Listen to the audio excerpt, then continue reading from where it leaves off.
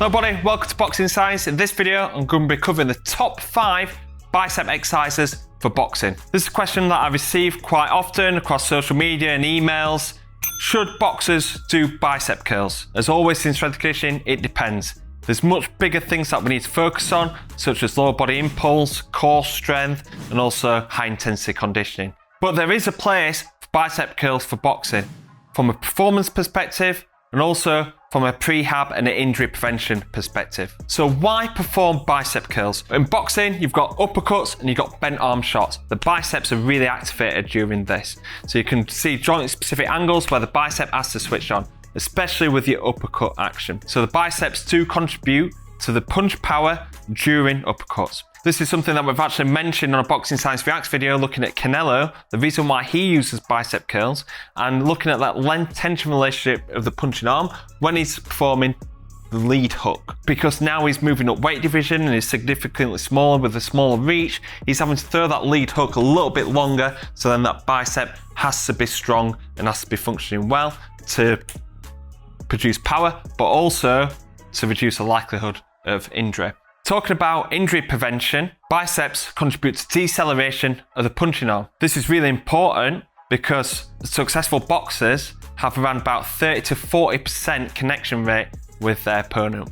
So this means the majority of the punches that they throw during sparring and competition, they're actually missing. So when they're throwing it as fast as possible and they're actually missing, it's important that the bicep helps decelerate that punching arm. If it doesn't, if it's not strong enough, the elbow, the wrists, the shoulders, tendon and ligaments will end up becoming inflamed, overloaded, and this is how injuries occur.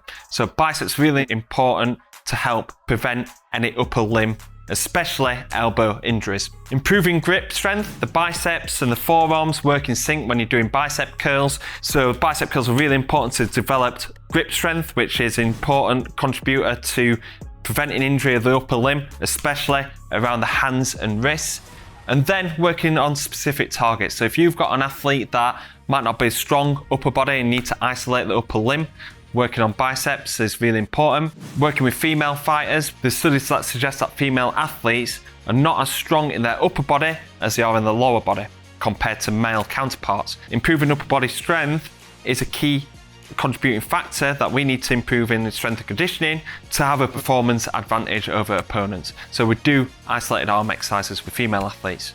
We also look to do isolated arm exercises with our heavyweights. Heavyweight athletes expose themselves to high amounts of force, especially if they're missing the shots or dealing with impact forces when hitting a heavier opponent. They need to increase the mass in their arms to try and reduce them impact forces and reduce the likelihood of injury. So they're the reasons why we do bicep curls. Now let's have a look at the top 5 exercises. Each exercise selected works towards a different target. We're using hammer curls for strength.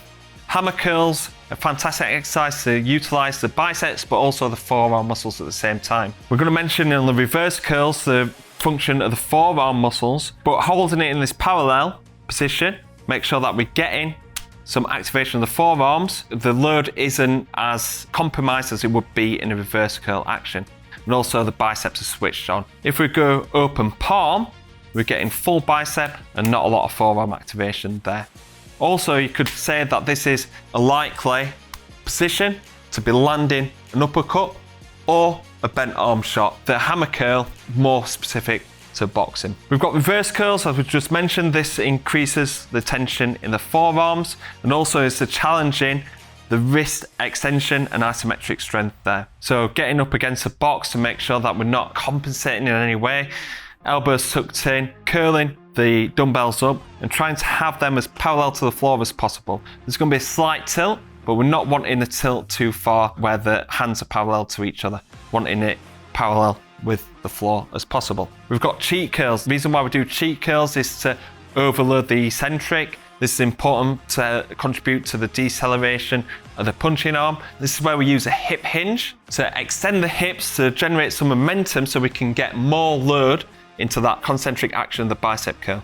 We're not leaning back when doing this, we're keeping the core tight, so we're finishing in this neutral posture here. So when we're coming down, we're going for a slow eccentric between 4 and 6 seconds, and it's overloading the amount of that kind of eccentric strain on the bicep.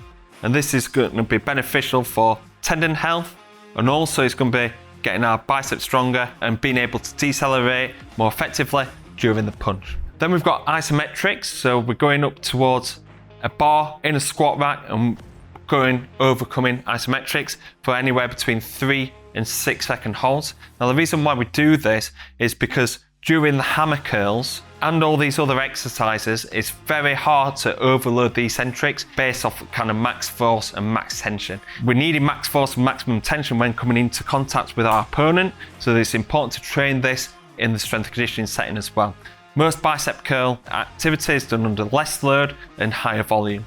With isometrics, this is done under increased intensity, but against a movable object, so we can expose our athletes' biceps into more increased contraction, increased activation, and increased rate of force development of the biceps. Then we've got blood flow restriction bicep curls, where we're using the BFR cuffs around the upper limb. The reason why we do blood flow restriction training for the bicep curls, we're not wanting to do too high a volume, we can't do too high intensity on the dumbbells, and also we're not wanting to put on unnecessary bulk onto the arm. So we're not wanting to put on slow twitch muscle fibers.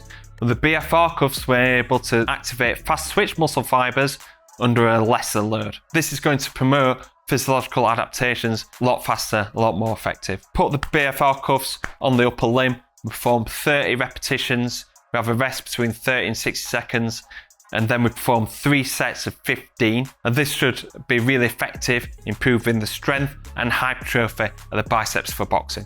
Okay guys, so that's the end of the video. Biceps for boxing, a useful tool to help improve performance, but most importantly, reduce the likelihood of injury. If you've got any questions about the exercises that we've used in this video, please leave them in the comment box below.